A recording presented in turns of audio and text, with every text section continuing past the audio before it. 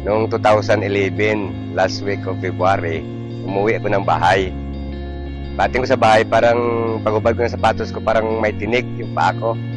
Sabi ko sa misis kapag umaga, tingnan mo nga kung may tinik.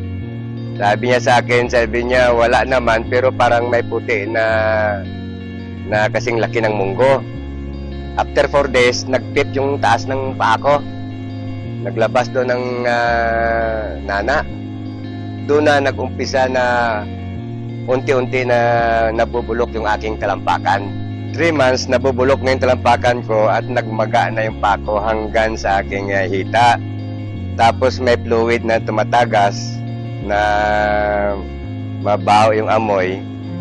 At doon nag-umpisa na kinain ng uod yung paa ko, nagkaroon ng uod. Kinain ng langgam yung mga bulok ng paa ko. Ngayon, mga 6 na buwan ako naghiga, ko Diyos ko, kung kunin mo na ako, sabi ko, nakahandaan ako, huwag mo naman akong perapan. Dahil yung mga malalakas na pinreliver na tick ko, almost 30 minutes lang, yan na naman, 24 hours na nagkikirot yung paa ko.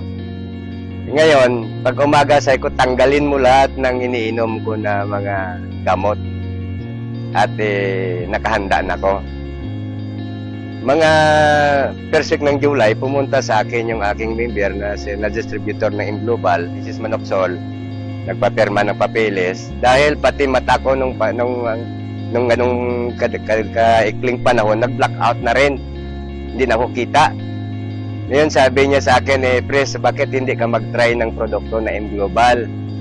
Sabi niya yung C24/7. Sabi ko sa kanya, ano ba yan? Sabi niya, food supplement. Pag umaga, sabi ng misis ko, niya alis muna ako. Pagbalik niya, may dala siyang isang karton na 24/7. So sabi ko, ano ba klase mag-inom nito? Sabi niya, isang kapsula, araw-araw sa loob ng, parang 3 araw at ayon kung hindi ako magkamali. Sabi niya, 2 sa loob, sabi niya, ng 4 na araw. 4, sabi niya, sa loob ng 4 na araw at magbalik ka sa isa-isa. Nung maubos na yung isang box ko, nakapangutang ata si Mrs. ng isang box pa ulit. Tapos si Mrs. Maxwell naman bumalik sa bahay at sinabihan niya ko, Chris, litratuhan kita. Eko, bakit? Sabi niya, ilalapit kita sa niya kay Ma'am Sheila Sanoan, baka matulungan ka. So hindi ko na in-expect na tulungan ako dahil di ko naman kilala. Ikalawa, hindi naman ko membro ng Imglobal. Mga 4 days, dumating yung supply na binigay sa akin, 3 24/7 na box, 3 pulidos, 3 rin na Restolite. So ininom ko yun every 4 hours, isa. Ganun ang routine sa loob ng mga 2 months. After 2 months, sabi ng misis ko sa akin na parang natutuyo, sabi niya, yung sugat mo sa palibot. Hindi rin ako nakamik dahil hindi ko naman makita. Tapos yung aking paningin, mga 1 di pa, medyo nakikita ko na yung tao. Ngayon, sa loob ng 2 buwan, sabi niya sa akin, gumagaling, sabi niya, nagkaroon ng laman na, sabi niya, yung paa, at nakakita na ko. Ngayon, ang sabi ko naman sa kanya, dahilan sa ipit din kami at mabuti naman si Ma'am Sheila, sige suporta sa akin ng C24/7 na yan bago yung product na Global hanggang sa naghilom yung mga sugat ko, natanggal yung mga maga, nawala yung masamang amoy at nakakabangon ako, nakakaupo na ako.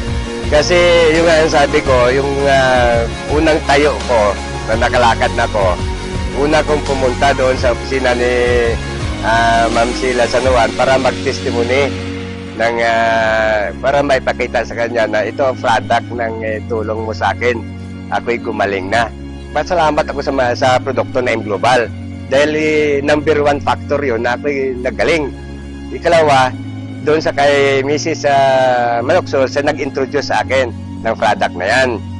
At higit sa lahat, pinapasalamatan ko si Mrs. Sheila Sanoan Mansila. Ulit-ulitin ko ito, utang ko sa iyo ang aking buhay. Salamat, oh.